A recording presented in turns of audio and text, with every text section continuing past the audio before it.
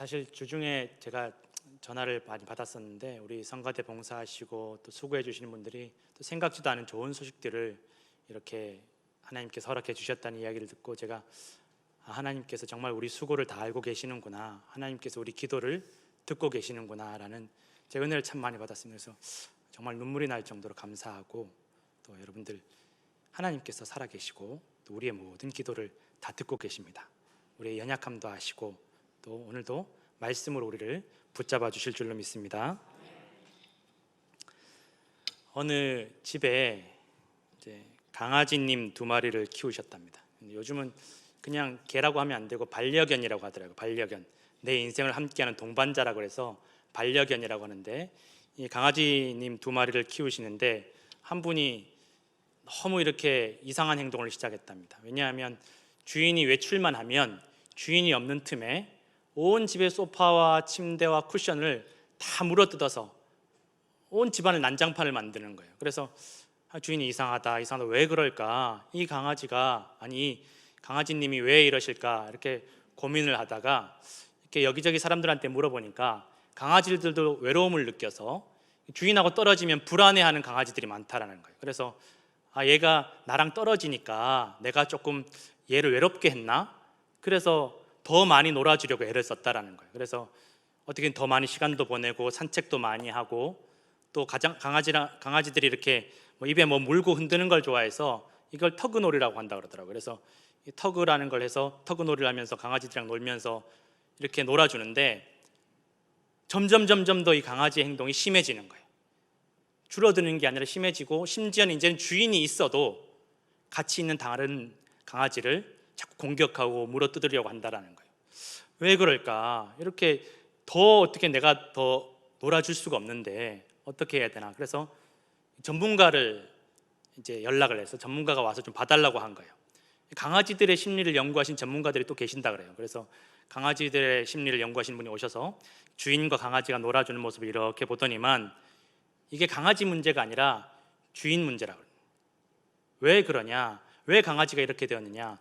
이 주인이 강아지랑 놀아준다라고 이렇게 터그놀이라고 해서 이렇게 물어뜯는 이 연습을 계속 매일 자꾸만 더 놀아주니까 강아지가 스트레스가 풀리는 게 아니라 사냥 본능이 살아난다라는 거예요. 그 강아지는 사냥 연습하는 거예요. 주인하고 그 산책을 나가는 것도 사냥터를 미리 견학시켜 준다라는 거예요. 그러니 이 주인이 깜짝 놀란 거예요. 나는 이 강아지가 주인하고 떨어지는 게 불안하고 외로워서 그런 줄 알았는데 이 강아지가 사냥 본능이 살아나고 있었기 때문에 문제가 생겼다라는 거예요. 그래서 이제는 그렇게 놀아주지 말고, 그렇게 하지 말고 단호해져라, 그렇게 이야기를 하더라는 것입니다. 살아가면서 우리가 문제라고 생각하는 부분들이 있습니다. 그런데 이 문제의 원인에 대해서 생각을 하다 보면 전혀 엉뚱한 원인을 찾을 때가 있습니다. 그 원인이 엉뚱한 곳에서 찾으니까 해결 방법도 엉뚱한 곳에서 찾는 거예요. 그러니 원인도 제대로 파악하지 못하고 또 해결 방법도 전혀 다른 방법을 하다 보면 이 문제가 줄어들기는커녕 점점 더 커지더라는 것입니다. 사람들이 다들 살아가면서 기뻐하고 싶어 합니다. 행복하고 싶어 합니다. 교회 나와서 신앙생활하면 은혜 받고 싶어 합니다. 근데 그게 참 어렵습니다. 기뻐할 이유를 찾기가 어렵고, 행복할 이유를 찾기가 어렵고, 감사할 이유를 찾기가 어렵고, 정말 기뻐할 이유, 감사할 이유, 행복할 이유를 찾기는 하늘의 별 따기처럼 어려운데, 내가 기뻐하지 못할 이유, 감사하지 못할 이유, 또 행복하지 못할 이유, 은혜 받지 못할 이유는 수만 가지나 된다는 것입니다. 도대체 하나님 뜻이 무엇일까? 이 험악한 세월을 이렇게 온통 문제투성인 이 세상을 살아갈 때 하나님께서 우리를 향하신 뜻이 어디에 있을까? 어떤 동창회에서 있었던 이야기입니다. 세상에서 정말 절친이었던, 정말 친한 친구였던 중학교 동창이었던 2 친구가 수십 년 만에 동창회에서 만났다고 합니다. 그런데 한 친구는 이제 남부럽지 않게 세상에서 성공을 했습니다. 돈도 많이 벌고 세상에서 지위도 높아져서 정말 세상에서 알아주는 사람들하고만 어울리는 친구가 있는가 하면, 또 한 친구는 정말 하는 일마다 안 돼서 경제적으로도 어렵고 또 사람 인간관계도 다 끊어지고 너무너무 힘든 거예요. 그런데 수십 년 만에 동창회에서 이 2 친구가 만났는데 이 어려움에 빠진 친구가 성공한 친구에게 말을 하는 거예요. 야, 넌 참 좋겠다. 너는 이제 불편할 게 없겠어. 돈도 많이 벌고 세상에 그렇게 대단한 사람들하고 같이 어울리고 그러니까 참 좋겠어. 나는 이렇게 하는 일마다 안 돼서 너무 인생이 불편하고 또 불행하고 만족하지 못하는데 넌 참 좋겠다. 난 참 네가 부럽다라고 이야기를 하더라는 것입니다. 그러자 이 성공한 친구가 이 친구에게 말하기를, 나도 성공하면 행복하고 만족하고 다 좋을 줄 알았다. 그런데 성공해도 너무 불편한 게 많고 너무 불쾌한 게 많아서 너무 힘들다라는 거예요. 왜냐하면 사람들이 나하고 수준 맞는 사람들을 찾기가 어렵다라는 거예요.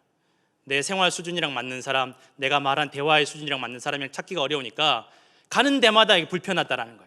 내 수준을 따라오는 사람이 없으니까, 내 수준과 맞는 눈높이인 사람이 없으니까 누구를 만나도 나도 불편하다는 거예요. 그리고 친구야, 너도 불편하다, 이렇게 말하는 거예요. 네가 내 수준을 따라오지 못하니까 너도 불편하다는 거예요. 실패해도 불편하고 성공해도 불편하고 세상에 편한 게 하나도 없더라는 것입니다. 우리가 행복을 찾고 또 인생의 만족을 찾고 기쁨을 위해서 경제적으로 또 세상적으로 성공하려고 노력을 참 많이 합니다.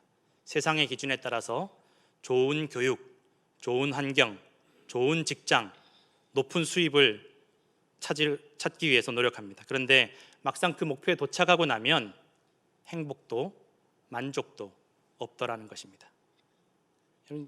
지금 나름 세계 최고의 대학이라고 일컬어지는 하버드 대학교 아시죠?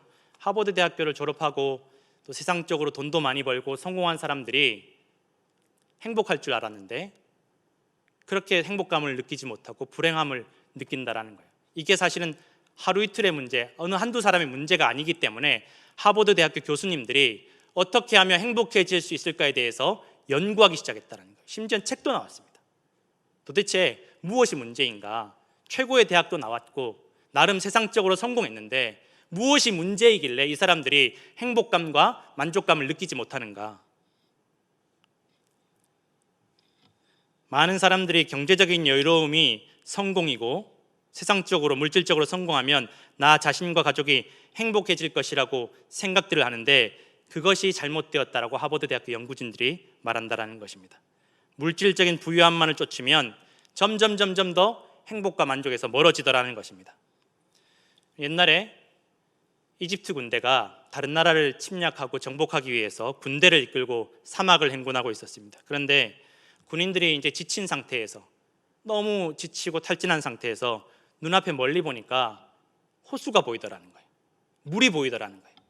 그래서 이 장군이 야, 조금만 참아라. 저기 눈앞에 호수가 있다. 저기까지만 가면 우리가 이제 갈증을 해결하고 쉴 수 있을 것이다라고 독려를 하는 거예요. 그런데 한 나이 많은 늙은 병사가 장군님 그러시면 안 됩니다. 저거 가짜입니다. 신기루입니다. 저기 가면 안 됩니다. 그런데 수많은 사람들이 그게 무슨 소리냐, 저기 눈에 분명히 보이는데 우리 눈이 잘못되었다는 거냐 그러면서 이 늙은 병사를 죽여버렸다는 거예요. 그리고 자신들 눈에 보이는 대로 그 호수를 향해서 나아갔는데 아무것도 없다는 것입니다. 물도 없고 쉴 곳도 없다는 거예요. 여러분 저기 사진 보이시죠? 저기 멀리 보이십니까? 잘 안 보이시는 분들도 있을 텐데 물처럼 반짝반짝 이렇게 반사되는 게 보이시죠? 저게 물이 아니라는 것입니다. 신기루라고 합니다. 신기루.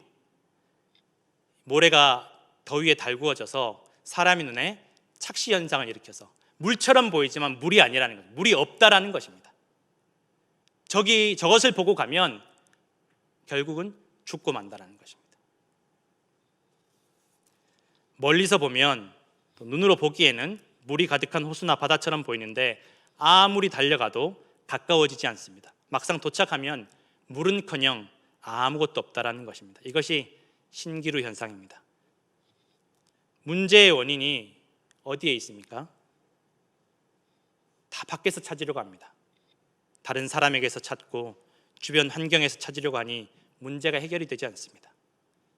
그래서 이 행복에 대해서 연구하는 하버드 대학교 교수님들이 어떻게 하면 사람들이 행복해질 수 있을까? 행복해질 수 있는 방법, 습관에 대해서 결론 내린 것이 있습니다. 첫 번째는 매일 감사일기를 쓰라는 것입니다.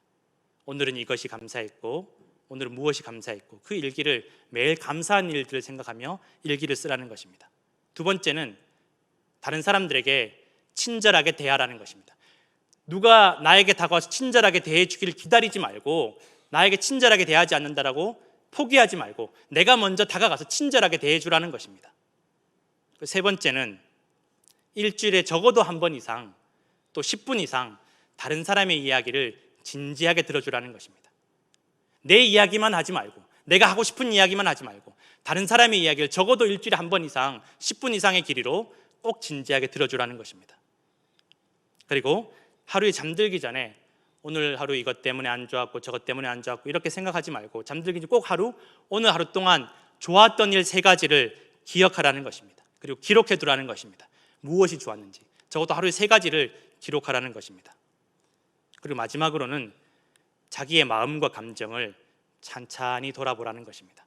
오늘 내 마음이 어떠했는지, 내 감정이 어떠했는지, 내 속이 어떠했는지를 찬찬히 생각하라는 것입니다. 그리고 항상 내가 생각하는 내 최고의 모습, 실패한 내 모습이 아니라 앞으로 내가 일이 잘 안 풀리는 내 모습이 아니라 내 최고의 모습, 내가 어떻게 최고의 모습으로 될 것인가, 내가 생각하는 나의 최고의 모습을 생각하라는 것입니다.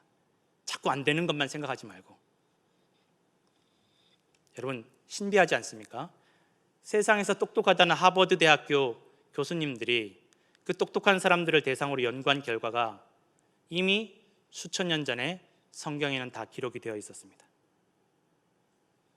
오늘 본문은 바울이 데살로니가 교인들에게 쓴 편지입니다. 그런데 이 바울이 이 데살로니가 지역에서 오랫동안 머물지를 못했습니다. 무려 몇 개월만 머물다가 교회만 간신히 개척을 하고 교인들 잠깐 모이는 걸 보고 떠날 수밖에 없었습니다. 왜냐하면 바울과 그 데살로니가 교인들에 대한 핍박과 박해가 너무너무 심했기 때문입니다. 정말 못살게 괴롭히고 박해하고 핍박했다라는 것입니다. 바울이 어쩔 수 없이 다른 지역으로 이동을 하게 되었는데 그래도 걱정이 되는 것입니다. 거기 데살로니가 지역의 교회가 너무 핍박과 박해가 심한데 우리 교인들이 믿음을 잘 지키고 있을까? 믿음을 잘 지키고 있을까? 걱정이 되어서 자기는 가지 못하고 디모데를 대신 보냅니다. 너 가서 데살로니가 교인들이 믿음을 잘 지키고 있는지 보고 와라. 디모데가 갔다 오더니만 좋은 소식을 전하는 거예요. 여전히 핍박과 박해가 있지만 그 데살로니가 교인들이 믿음을 잘 지키고 있다는 거예요. 여전히 모여서 뜨겁게 예배하고 있다는 것입니다.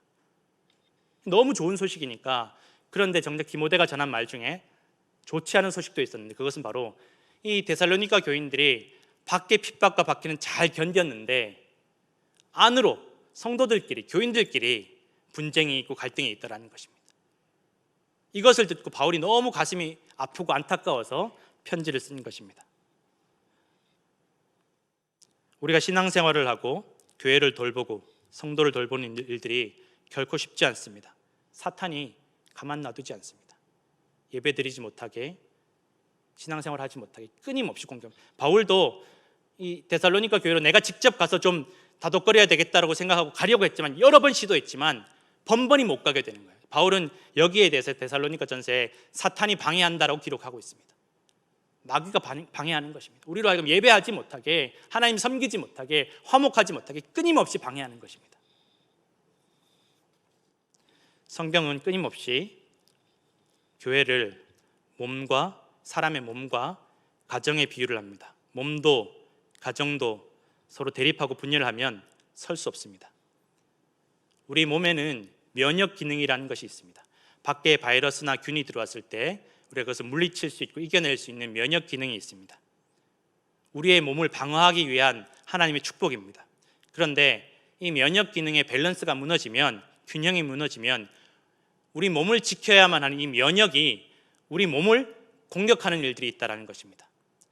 코로나 바이러스 때문에 돌아가신 분들 중에 많은 분들이 코로나 바이러스 때문에 죽은 분들도 있지만 이 코로나 바이러스에 대항하기 위한 면역이 오히려 우리 몸을 공격해서, 바이러스로부터 지켜주어야 할 우리 몸의 면역이 우리 몸을 공격해서 돌아가신 분들도 많이 있다는 것입니다. 이러한 현상을 사이토카인 폭풍이라고 합니다. 면역이 너무 과하게 분비가 돼서 오히려 우리 몸에 없던 염증, 멀쩡한 곳도 공격을 한다는 것입니다.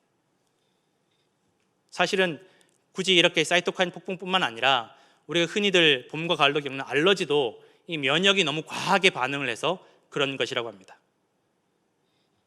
예수님께서 마가복음 9장 50절에 이렇게 말씀하십니다. 너희 속에 소금을 두고 서로 화목하라고 말씀하십니다. 여러분, 소금의 역할이 무엇입니까? 변하지 않게 하고 썩지 않게 하는 것입니다. 엄격한 잣대를 의미하는 것입니다. 예수님께서 뭐라고 하셨습니까? 너희 속에 소금을 두라는 것입니다. 너희 스스로에게 엄격하게 대하고 스스로에 대해서 엄격한 잣대를 들이대지만 서로에게 대해서는 화목하게 지내라고 예수님께서 말씀하셨다라는 것입니다. 오늘 바울은 데살로니가 교회에 편지하면서 5장 12절과 13절에 교회에서 수고하는 자들의 수고를 먼저 알아주라는 것입니다. 알아주라. 그 사람이 이렇게 수고했고 지난 세월 얼마나 수고를 많이 했고 이렇게 수고한 것을 알아주라는 것입니다. 내가 이렇게 수고했는데 왜 아무도 안 알아줄까를 생각하지 말고 먼저 다른 사람들의 수고를 알아주라는 것입니다. 14절에는 약한 자들을 격려하고 힘이 없는 자들을 붙들어주며 모든 사람에게 오래 참으라고 말하고 있습니다. 약한 사람들을 붙잡아주는 것이 교회의 사명입니다. 약한 사람들이 모입니다. 아픈 사람들이 모입니다. 낙심한 사람들이 모입니다. 그들을 서로 붙잡아주고 위로해주는 것이 그리스도인의 역할인 줄로 믿습니다. 또 13절의 끝부분에 보면 게으른 자를 권면하라고 되어 있습니다. 여러분, 여기서 게으른 사람이라는 것은 이때 당시에 군인들에게 쓰던 용어입니다. 군인들이 대열을 맞추어서 이렇게 행군을 하다 보면 대열에서 이탈하는 사람들이 있습니다. 정말 체력이 약해서 뒤처지는 사람이 아니라 정말 자기 마음대로 그 대열에 맞추지 않는 사람들, 그 마음이 게으른 사람들. 여러분, 아마 군대 갔다 오신 분들은 아실지도 모르겠지만 이렇게 행군을 하다 보면 중간에 한두 명이 한 걸음 두 걸음씩 뒤처지기 시작하면 제일 뒤에 있는 사람은 나중에 그 무거운 짐을 메고 뛰어가야 됩니다. 그러면 탈진하는 것입니다. 내가 한 걸음 두 걸음 바짝 붙이지 못하면 저 뒤에 있는 사람은 완전히 쓰러져 버리는 것입니다. 바짝 붙이게 하라는 것입니다. 바울은 고린도전서 13장에 사랑은 오래 참는 것이라고 했습니다. 15절에 보면 악을 악으로 갚지 말고 항상 선을 따르라고 말합니다. 누가복음 6장 45절에 예수님께서 말씀하십니다. 선한 사람은 마음에 쌓은 선에서 선을 내고 악한 자는 그 쌓은 악에서 악을 내나니 이는 마음에 가득한 것을 입으로 말함이니라. 다시 말하면 항상 선을 따르라는 말은 우리 마음속에 선한 것들로 채우라는 것입니다. 선함으로, 사랑으로 채우라는 것입니다. 16절에서 18절에 보면 항상 기뻐하고 쉬지 말고 감사하고 범사에 감사하라고 바울이 강조하고 있습니다. 이것이 그리스도 예수 안에서 우리를 향하신 하나님의 뜻이라고 말씀하고 있습니다. 사실 우리가 일반적으로 살아가다 보면 아까도 말씀드렸지만 정말 기뻐할 일이 있어야 기뻐하고 감사할 일이 있어야 감사하고 정말 선하게 대할 만한 사람이라야 선하게 대할 것이라고 생각하지만 성경은 정반대로 말하고 있다는 것입니다. 밖에서 찾지 말라는 것입니다. 감사할 이유, 기뻐할 이유, 기도할 이유, 선하게 대할 이유를 어디 다른 데서 찾지 말라는 것입니다. 환경에서 찾지 말고 주변 사람들에게 찾지 말라는 것입니다. 다 가족이니까, 나와 한 몸이니까. 성경은 감사할 이유, 기뻐할 이유, 기도할 이유를 오직 예수 그리스도 안에서 찾으라고 말씀하고 있습니다. 나를 위해서 오래 참으시고 물과 피를 다 쏟으시기까지 죽으시고 다시 살아나신 그 주님의 사랑 안에서 여러분, 기뻐할 이유, 감사할 이유, 기도할 이유를 찾으시는 성도들 되시기를 간절히 부탁드립니다. 밖에 있지 않습니다. 하나님과 나와의 관계 안에 있습니다. 우리가 기뻐해야 된다, 감사해야 된다, 기도해야 된다, 누구나 다 알고 있지만 이것을 할 수 있는 힘이 사람에게는 없다라는 것입니다. 그 이유를 찾지 못한다는, 자기 자신에게는, 사람에게서는 이 이유를 찾을 수 없다라는 것입니다. 오직 예수 그리스도 안에 이유가 있고 힘이 있는 줄로 믿으시기를 간절히 부탁드립니다. 오늘도 여러분 주님 안에서 무슨 일을 만나든지 누구를 만나든지 항상 선하게 대하시고 항상 기뻐하시고 쉬지 말고 기도하시고 범사에 감사하시는 성도들 되시기를 간절히 부탁드립니다. 이것이 바로 예수 그리스도 안에서 우리를 향하신 하나님의 뜻인 줄로 믿고 여러분 하나님을 바짝 붙이면 오늘도 우리에게 기쁨이 넘치게 하시고 행복이 넘치게 하시고 만족함이 넘치게 하실 줄로 믿습니다. 기도하겠습니다.